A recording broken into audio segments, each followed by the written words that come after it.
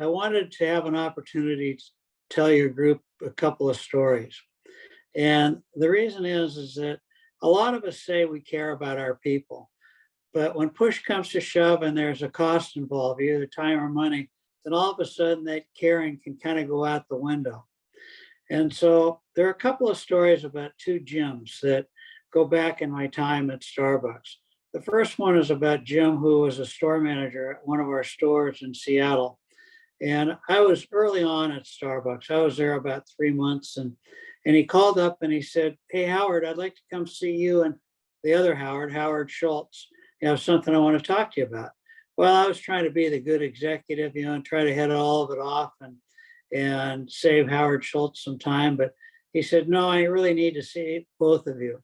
And so I scheduled the meeting, and the day arrived that Jim showed up, and I went and got him at the front desk, and we went back to Howard Schultz's office. And Howard had this little love seat in his office, and both of us sat down. Howard was on the phone, and he said, "Wait a minute, I'll be right there." And he got off the phone, and we started some small talk. And Jim had known Howard for quite a while because Howard had been there a lot longer than I had been there, and Jim had been there as well. And so as we're sitting there talking, I'm kind of an A-type personality, and I wanted to get to okay, what was the issue here?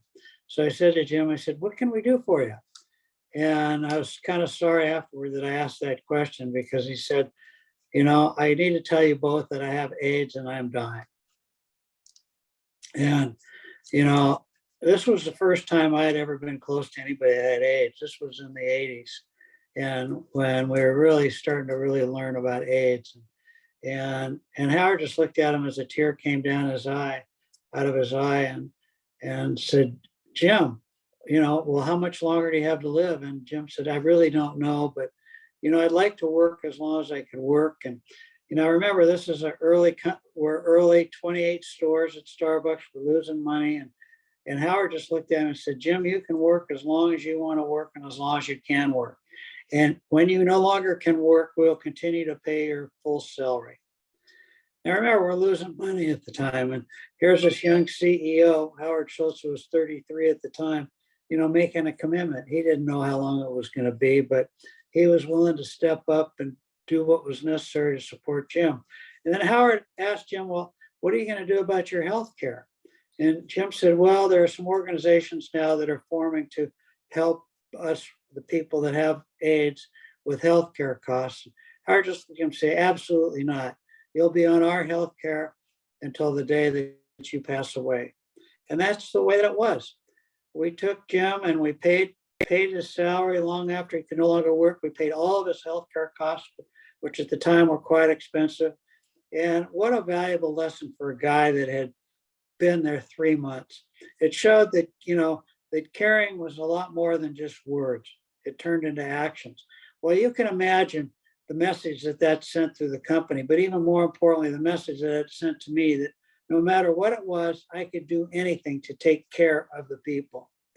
And, I've never forgot that. And Starbucks has always continued to do the right thing by its people when the people were in trouble and when they were sick. And that's why we had healthcare when no other company in the QSR business had even anything close to healthcare. And we had healthcare for everybody that worked 20 hours a week or more. And so it's caring like you really mean it. There was a cost involved. The second Jim story is about a customer named Jim who lived across the street in a nursing home from one of our stores in Santa Monica. And they called him Big Jim because he was big. He was about 6'5", probably weighed about 250 pounds. And he was an ex-football player. And he would come in the store every day about 2:00, and he'd want a blueberry muffin and a short drip coffee.